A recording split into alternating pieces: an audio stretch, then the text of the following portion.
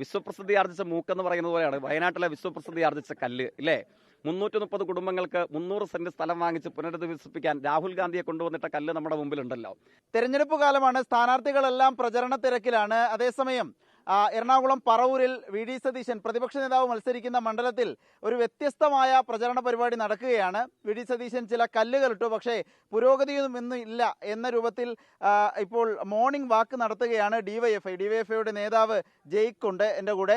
എന്താണ് ഇതുകൊണ്ട് ഉദ്ദേശിക്കുന്നത്? ഈ സമരചിത്രം കാണുന്ന എല്ലാവർക്കും വ്യക്തമാണ്.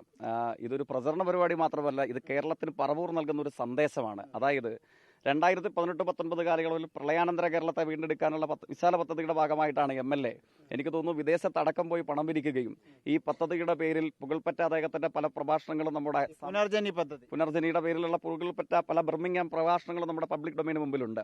എന്തായാലും പിരിച്ച പണത്തിന്റെ പേരിൽ ഇവിടെ കൊണ്ട കല്ലിട്ടു എന്നാണ് അദ്ദേഹം തന്റെ സാമൂഹ്യ മാധ്യമത്തിൽ അവകാശപ്പെടുന്നത്. അതാണ് പറയാൻ കഴിയുന്നത്. ഈ കാണുന്ന ഈ കല്ല് പുനർജനി ഫ്ളാറ്റിന് വേണ്ടി ഇട്ടു എന്നുള്ളതാണ്. 12 കുടുംബങ്ങൾക്കുള്ള ഫ്ളാറ്റ് അദ്ദേഹം വാഗ്ദാനം ചെയ്തു. എത്ര വർഷം മുമ്പ്? ഇപ്പൊ 6 വർഷം കഴിഞ്ഞു അല്ലേ. 2019 അദ്ദേഹം വാഗ്ദാനം ചെയ്തത്. ഇതുപോലെ സമാനമായ മറ്റു കല്ലുകളും ഉണ്ടെന്നാണോ ആരോപണം? സമാനമായ കല്ലുകൾ ഉണ്ടോ എന്ന് എന്നോട് ചോദിച്ചാൽ അതിനേക്കാൾ ഉപരിയായിട്ട് മലയാളികൾക്ക് എല്ലാവർക്കും അറിയാവുന്ന കല്ലുണ്ടല്ലോ.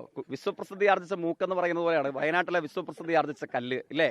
330 കുടുംബങ്ങൾക്ക് 300 സെന്റ് സ്ഥലം വാങ്ങിച്ച് പുനരധിവസിപ്പിക്കാൻ രാഹുൽ ഗാന്ധിയെ കൊണ്ടുവന്നിട്ട കല്ല് നമ്മുടെ മുമ്പിലുണ്ടല്ലോ. അതിനുവേണ്ടി പിരിച്ച കോടികൾ എവിടെ? നിങ്ങളോടൊക്കെ പറഞ്ഞത് നമ്മുടെ ജോയിന്റ് അക്കൗണ്ടിലുണ്ടെന്നുള്ളതാണ്.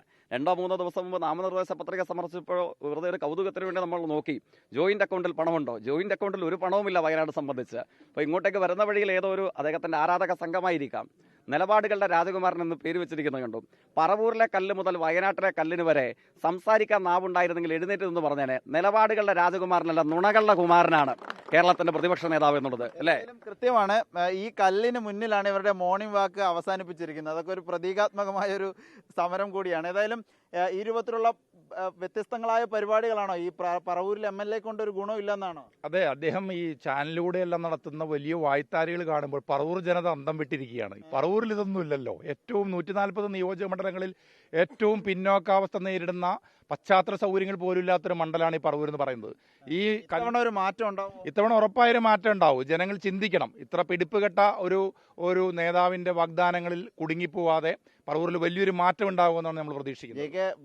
സതീശനെ മാറ്റാൻ കഴിയുമോ? ഇറങ്ങി നിരവധി വിദ്യാർത്ഥികളുണ്ട്, ചെറുപ്പക്കാരുണ്ട്, മാറ്റാൻ പറ്റുമോ? അല്ല, ഇത് യഥാർത്ഥത്തിൽ കേരളം ചിന്തിക്കേണ്ടതാണ്. അത് കാരണം ഇവരുടെ കയ്യിലേക്ക് ഒരു പതിറ്റാണ്ട് കാലയളവിലെ ഭരണ സംവിധാനത്തെ ഇടതുപക്ഷത്തു നിന്ന് മാറ്റി ഈ കല്ലിടൽ തസ്കര സംഘത്തിന്റെ കയ്യിലേക്ക് കൊടുക്കണം എന്നുള്ളതാണ് അവർ അവകാശപ്പെടുന്നത്. ഇവരുടെ കയ്യിലായിരിക്കും കേരളത്തിന്റെ ഭരണമെങ്കിൽ എന്തായിരിക്കും വയനാട് മുതൽ പറവൂർ വരെ ഉണ്ടാവുക എന്നുള്ളതിന്റെ ഞങ്ങളുടെ പ്രഖ്യാപനമല്ല, അവർ സൃഷ്ടിച്ചിട്ടുള്ള മാതൃകയാണ് ഈ മറുപടി. ഇപ്പൊ കേരളം ചിന്തിക്കട്ടെ. ഏതായാലും 22,000 ആയിരുന്നു കഴിഞ്ഞ തവണത്തെ വി.ഡി. സതീശന്റെ പറവൂരത്തെ ഭൂരിപക്ഷം. പക്ഷേ ഇത്തവണ CPI സ്ഥാനാർത്ഥി, LDF സ്ഥാനാർത്ഥി ടൈസൺ മാസ്റ്റർ വിജയിക്കും എന്നുള്ളതാണ് ഇവിടെ കൂടിയ ഡിവൈഎഫ്ഐയുടെ നേതാക്കളൊക്കെ, CPM-ന്റെ നേതാക്കളൊക്കെ പറയുന്നത്. വെറും വാക്കുകൾക്ക് നേരെ മറുവാക്ക് എന്ന രൂപത്തിൽ ഡിവൈഎഫ്ഐയുടെ മോർണിംഗ് വാക്ക് ഈ കല്ലിന് ചുവടെ അവസാനിക്കുകയാണ്. വീഡിയോ ജേർണലിസ്റ്റ് രജീഷിനൊപ്പം റിപ്പോർട്ടർ ആദിൽ പാലോടിൻ, റിപ്പോർട്ടർ എറണാകുളം.